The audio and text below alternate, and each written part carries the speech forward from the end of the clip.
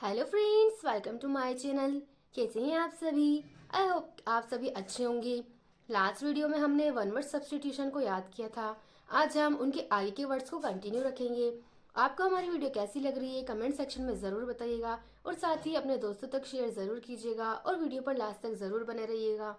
तो चलिए हम वीडियो को स्टार्ट करते हैं और वीडियो को लास्ट तक ज़रूर देखिएगा। चलिए स्टार्ट करते हैं। लास्ट वीडियो में हमने 490 वर्ड को कंप्लीट किया था।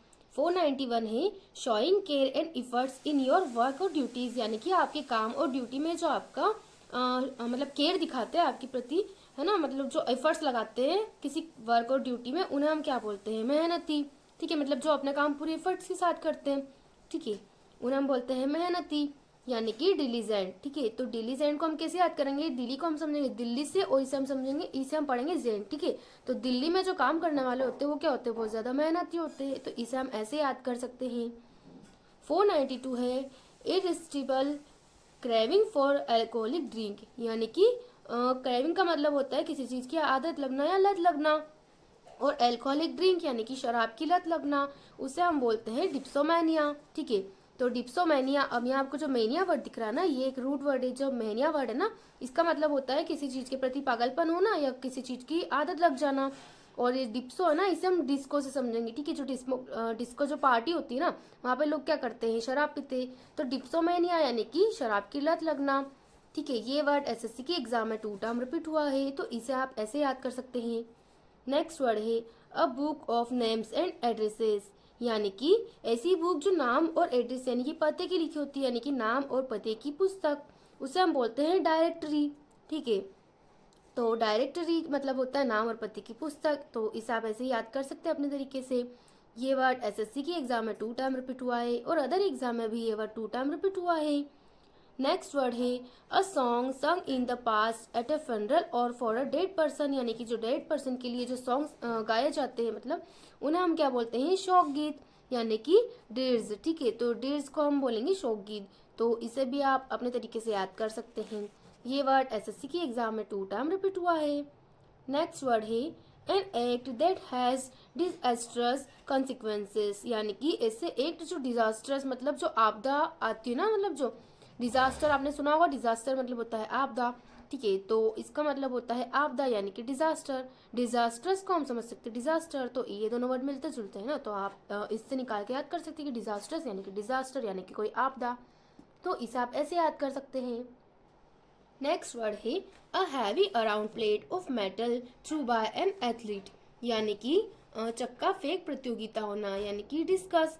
ठीक है, तो इसे आप ऐसे याद कर सकते हैं कि वो जो चक्का फेंक प्रतियोगिता यानी कि जो एथलीट्स होते हैं ना, मतलब वो क्या करते हैं कि एक राउंड प्लेट होती है जिससे मतलब आपने देखा होगा एक ऐसा गेम होता है, ठीक है, जिसमें वो जो गोल गोल प्लेट होती है ना, उससे क्या करा जाता है? एक दूसरे के पास ऐसे पहुंचाया जाता है, मतलब एक ऐसा गेम होता है। ठीक है, तो उसे हम बोलते हैं चक्का फेंक प्रतियोगिता यानी कि डिस्कस।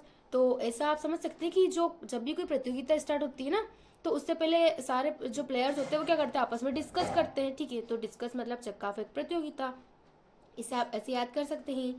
नेक्स्ट वर्ड है the state of being deprived of a right और privilege, specially the right to vote, यानी कि मताधिकार से वंचित करना किसी को।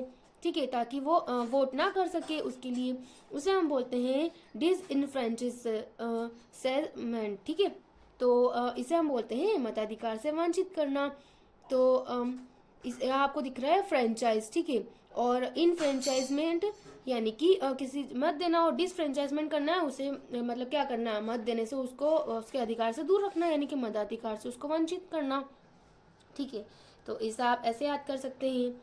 नेक्स्ट वर्ड है an act that makes feel morally bad और अशेम्ड, यानी कि शर्मनाक। An act that makes feel morally bad है मतलब ऐसा एक्ट जिससे मतलब बेड और अशेम्ड यानी कि जो बुरा होता है। ठीक है, उसे हम क्या बोलते हैं? डिसग्रेसफुल होना।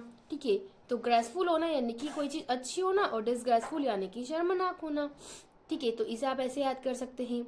नेक्स्ट वर्ड है disappointed and annoyed about something, यानी कि डिसअपॉइंटेड होना यानी कि असंतुष्ट होना, और अनॉयड यानी कि कोई चीज का परेशान करना, मतलब किसी चीज से हम क्या होना? असंतुष्ट होना।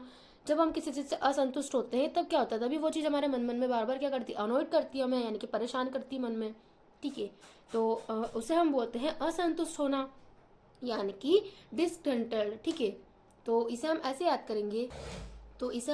करेंगे कि डिसग्रंटल में आपको दिख रहा है यहाँ पर रन। ठीक है, तो एक लड़का है, ठीक है, उसने रन वाली मतलब जो पार्टिसिपेट किया होगा ना उस कंपटीशन में जिसमें हमें रनिंग करनी थी। ठीक है, तो उसको लगा था कि वो जीत जाएगा। ठीक है, लेकिन जब उसने रन किया ना तो वो जीत नहीं पाया उस कंपटीशन में। ठीक है, तो डिसग्रंटल्ड मतलब वो क्या हो गया, असंतुष्ट हो गया उसी से कि यार मुझे लगा था मैं जीत जाऊंगा पर मैं तो जीता ही नहीं। तो डिसग्रंटल में आपको दिख रहा है रन, यानी कि उसने उस कंपटीशन में भाग लिया लेकिन वो जीत नहीं पाया। यानी कि वो क्या हो गया, डिसग्रंटल्ड हो गया, यानी कि उस रन यानी कि उस दौड़ को लेकर वो क्या हो गया, असंतुष्ट हो गया। तो इसे आप ऐसे करके याद कर सकते हैं। ये वर्ड एसएससी की एग्जाम में 1 टाइम रिपीट हुआ है और अदर एग्जाम में भी ये वर्ड 1 टाइम रिपीट हुआ है। नेक्स्ट वर्ड है change the appearance to disguise और टू हाइड द आइडेंटिटी, यानी कि किसी चीज को किसी को धोखा देने के लिए अपने आप को किसी चीज में बदलना या हाइड करना अपनी आइडेंटिटी को, यानी कि अपनी जो पहचान होती है ना उसको छुपा के रखना, उसे हम बोलते हैं भेष बदलना, यानी कि डिस्गाइज करना। डिस्गाइज करना इसका मतलब भेष बदलना होता है, आप सभी को पता है ये वर्ड, तो ये आप याद कर सकते हैं। ये वर्ड एसएससी की एग्जाम में 2 टाइम रिपीट हुआ है।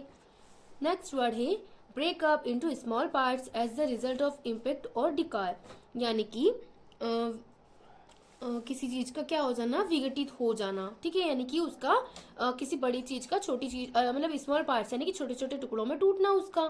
ठीक है, उससे हम बोलते हैं डिसइंटीग्रेट करना। ठीक है, तो इंटीग्रेट करना आपने इंटीग्रेशन सुना होगा, मैथ्स में पढ़ा होगा। ठीक है, उसमें क्या होता है, हम उससे सॉल्व करते करते क्या करते हैं, उसका क्या करते हैं, छोटा सा उसका फॉर्म लेके आ जाते हैं ना। तो डिसइंटीग्रेट करना यानी कि उस चीज का विघटित हो जाना। ठीक है, तो इंटीग्रेशन आपने पढ़ा होगा तो उससे आप समझ सकते हैं कि उस चीज को क्या करना, अलग अलग पार्ट्स में तोड़ देना, यानी कि उसको छोटा करना सॉल्यूशन के लिए। तो उससे हम बोलते हैं विघटित हो जाना। ये वर्ड एसएससी के एग्जाम में 2 टाइम रिपीट हुआ है, तो इसे आप ऐसे याद कर सकते हैं। नेक्स्ट वर्ड है causing a mood off gloom and depression. ठीक है, यानी कि मूड कैसा होना, एकदम ग्लूम यानी कि उदास जैसा होना, और डिप्रेशन यानी कि एकदम परेशानी में होना, उसे हम बोलते हैं निराशपूर्ण, यानी कि किसी चीज से निराशा होना। ठीक है, उसे हम बोलते हैं डिसमल। ठीक है, तो ऐसा समझ सकते हैं कि एक लड़का है, उसकी दीदी जो है, ठीक है, वो उसने कोई एग्जाम दी होगी और वो उसमें फेल हो गई होगी, तो वो कैसी थी, निराशपूर्ण, यानी कि वो एकदम निराशा में थी। तो एक लड़का जो है वो उसकी दीदी से क्या बोला, दीदी तू संभाल, ठीक है, अपने आप को संभाल, क्योंकि इसमें नहीं हुआ तो नेक्स्ट वाले एग्जाम में तेरा सिलेक्शन हो जाएगा। तो डिसमाल यानी कि इससे आप समझ सकते हैं कि वो उसकी दीदी क्या है, निराशपूर्ण, यानी कि निराशा में है, तो निराशपूर्ण, इसे आप ऐसे याद कर सकते हैं। नेक्स्ट वर्ड है to throw an event into confusion और डिसऑर्डर, यानी कि किसी इवेंट का या किसी चीज का क्या होना, कंफ्यूजन से भरा होना और डिसऑर्डर में होना। ठीक है, यानी कि पूरी तरह से तितर बितर होना। डिसऑर्डर होना यानी कि क्या होता है, किसी चीज का एकदम उटपटंग तरीके से होना, मतलब किसी ऑर्डर में ना होना, यानी कि तितर बितर होना हर चीज का। ठीक है, उसे हम बोलते हैं डिसरप्ट। ठीक है, तो इसे आप याद कर सकते हैं, डिसरप्ट होना यानी कि किसी चीज का तितर बितर करना या एकदम डिसऑर्डर में होना। ठीक है, नेक्स्ट वर्ड है अ रेंज ऑफ डिफरेंट थिंग्स, यानी कि जो अलग अलग चीजें होती है, विविधता है।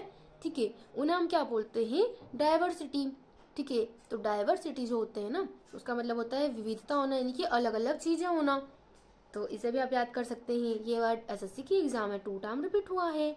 नेक्स्ट वर्ड है one thing that can be divided, यानी कि ऐसी चीज जिसे क्या कर सकते हैं, डिवाइड किया जा सकता है, यानी कि भाज्य। आपने मैथमेटिक्स में पढ़ा होगा ना, डिविजिबल चीज होती है, यानी कि जो किसी मतलब जिसके 2 या 3 फैक्टर होते हैं, मतलब ज्यादा फैक्टर होते हैं, जो कट जाती है ना, उसे हम बोलते हैं भाज्य। ठीक है, तो इसे आप ऐसे याद कर सकते हैं, ये आपने सुना भी होगा मैथमेटिक्स में, ये तो आप सभी को पता ही होगा। तो आज की वीडियो में हम इतना ही वर्ड सीखेंगे। नेक्स्ट वीडियो में को हम अगली पार्ट में कंटिन्यू करेंगे और आगे के वर्ड्स को हम उसी पार्ट में कंटिन्यू करेंगे। तो आज के लिए हम इतने ही वर्ड सकते हैं, नेक्स्ट वाली वीडियो में मिलते हैं। और साथ ही वीडियो पसंद आए तो कमेंट सेक्शन में ज़रूर बताइएगा कि आपको हमारी वीडियो कैसी लगी।